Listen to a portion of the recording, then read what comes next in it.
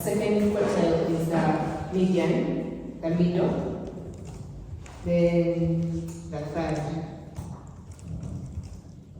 quartile. So there's no fourth quartile because that would be out of the data. If we had a loaf of bread and cut it, we'd have the first, if we cut it into four, we'd have the first cutting, second cutting, third cutting. Yeah? Okay. So this represents the bottom 25% of the data. This the bottom 50% of the data, and this the bottom 75% of the data. Then what's left is the rest of the data.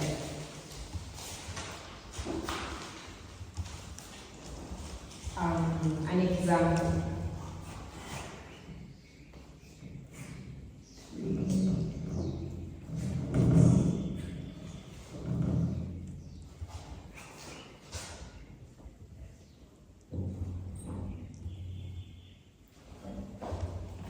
So we're going to try to partition the data. We'll first look for the median because it's easier to work from there. First cutting it into half. So what's the middle? 1, 2, 3, 4. These are the two middle values, yeah? Yeah. So like how we found median, you add and divide by 2. That's 25 divided by 2. 12.5. This is the second quartile, or what you call the median. Then we're going to further partition it into the first quartile and third quartile. You come here and get the midpoint. Yeah? This will be your Q1. This will be your Q3. It makes sense. I'm still making sense. Yeah. So move on to the percentile. From percent, you know percentage is 100. Yeah? So it's like quartile, but percent wise out of 100, not out of 4.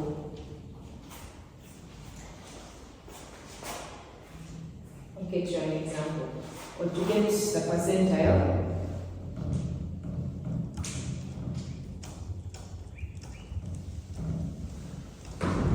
x is equal to number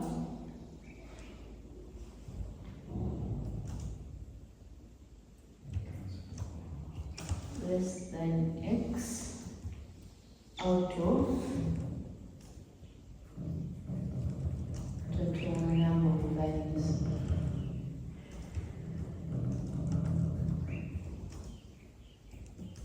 Times 100% times 100. I'll give you an example if you know what percentile is. So if this was a whole class and everyone got different marks and you got 87, then we want to know what percentile are you, like what percentage of the class are you above or below. Yeah? That's an application of percentiles. So if you scored 87%, your marks are 87 out of 100. You are 39 in the class. Yeah? And okay. You're not 39 in the class. 39 people scored lower than you, and you are 54 in the class. This is the total number of people in the class. This is the people less than you, and this is what you got. How we get the percentile? It's equal to value of those less than you, 39 out of 54, total number in the class, times 100. You see that the 87%, the percentile is not how much you got, it's how, on the average compared to the rest of the class, how well or how badly did you do. Does it connect in any way to the percentile, whatever you got? So this would be, I have the answer, 72nd percentile.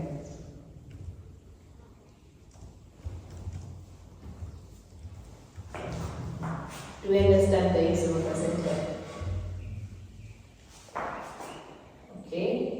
Then I'll move on to interquartile range. Interquartile range will later on help us find outliers. Outliers, as I mentioned in the previous lecture, the one before, are values that are far away from the mean. If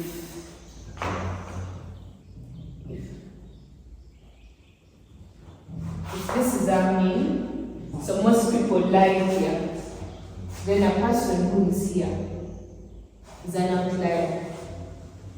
So it's important to find out this sort of information. We can't ignore them from the set of data that we have, even though they are far apart. So interquartile range, call it IQR, is equal to Q3 minus Q1. Still remember what those are, yeah? So I'll make an example. Okay, summary of what you need. If you have a plot of land, this is your median, Q1, Q3, you always need 5 pieces of information. The minimum, this is where you start from, and this is where your data ends. That's mean, this is max. Yeah? We'll need these values. So I'll get you an example.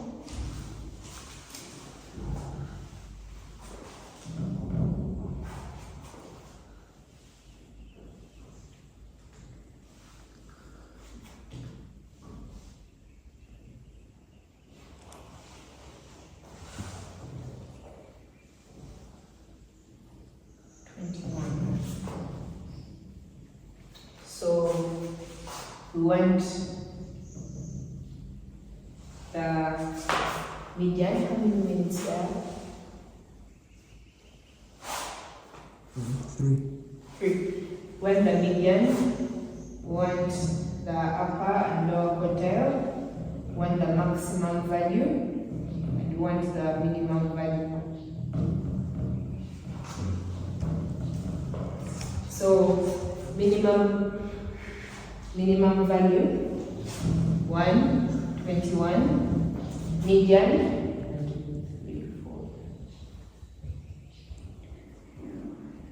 9. The quartiles are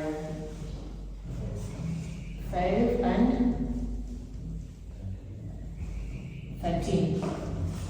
So if we draw a number line, we found our median, then our minimum is 1, our maximum is 21, 5 and 13. Yeah? So our interquartile range is equal to 13 minus 5. Which is 8. So how we get the outlier? The outlier is equal to 1.5. 1.5. First get 1.5 of the interquartile range.